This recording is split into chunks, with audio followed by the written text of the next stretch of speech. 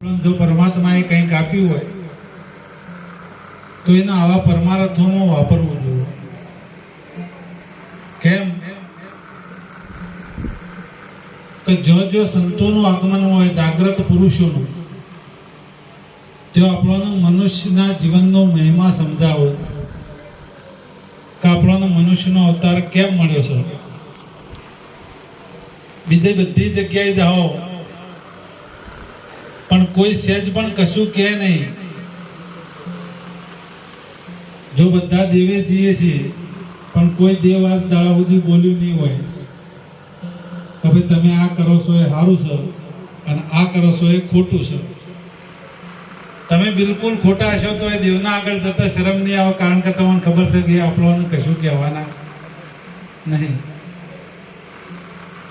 એટલે જાગ્રત પુરુષો, મનસા માલણી ગોરખ જાગતા નર સેવો, જાગતા નર સેવો તો તમને મળે નિરંજન દેવ. મનસા માલણી ગોરખ જાગતા નર સેવો, સેવ સુવાળી લાપસી ને દેવને ધરાઈ પાસ, જમવા વાળો જમી જ્યો દેવને ના આવી વાસ. મનસા માલણી ગોરખ જાગતા નર સેવો.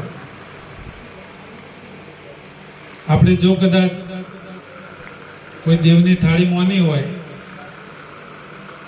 તો લઈને મંદિરે જઈએ ને એના પહેલા છોકરો તૈયાર કરીએ. ઓહ કેમ? એ ખાવા માટે કે ભાઈ આ થાળ લઈને જઈએ છીએ, પણ એ માતા નહીં ખાવાની એવી આપણો 100% ગેરંટી હોય. અને ખરેખર સાચી માતા જો છે એરી આપણને દેખાતી નહીં. એ બતાવવા માટે સંતો પ્રયત્ન કરે છે કે સાચી માતાઓ કયો છે. આપણે અંબાજી કે ડાકોર, દ્વારકા બધા જઈએ, ચાલતા જઈએ, ઘણો બધો ખર્ચો કરી દઈએ, પણ જો ઘરમાં મા બાપ હોય અને એ દુઃખી થતો હોય તો પેલું કશું કોમમાં આવવાનું નહીં, કદી કોઈને આવ્યું નહીં અને આવવાનું પણ નહીં.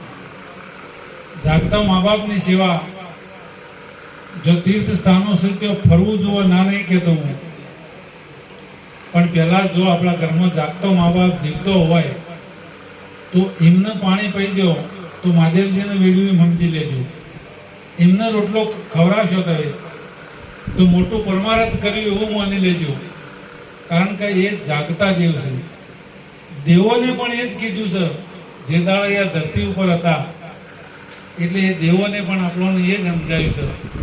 પંઢરપુરમાં પુંડલિક મહારાજ થઈ ગયા, એમને ભગવાન મળવા ગયા હતા. એ એમના મા બાપને નવરાવતા હતા અને ભગવાન મળવા ગયા હતા. ભગવાનને કીધું પુંડલિક હું તને મળવા આવ્યો છું. તે અવળા હાથે ઈંટ નહી હતી. ભગવાન આ ઈંટ ઉપર કહી દેહો હું મારા મા બાપને નવરાવું છું. એટલે હું ભગવાન તને મળવા આવ્યો છું તોય કે તમે આવ્યા છો ખરા, પણ મૂળ મારા મા બાપની સેવાના કારણે આવ્યા છો, ના કે ઇન્દમ તમે કોઈ મન મળવા આવો એવા નહીં. એટલે એ કાર્ય હું પહેલાં કરી દઉં. ધર્મનું જો આપણે પાલન કરીએ તો ધર્મ આપણું રક્ષણ કરે.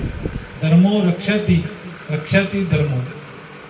આપણે જો ધર્મનું પાલન કરીએ તો આપણે મનુષ્ય થઈને આવ્યા છીએ તો આપણો ધર્મ શું છે? એક ધર્મ એટલે ફરજ.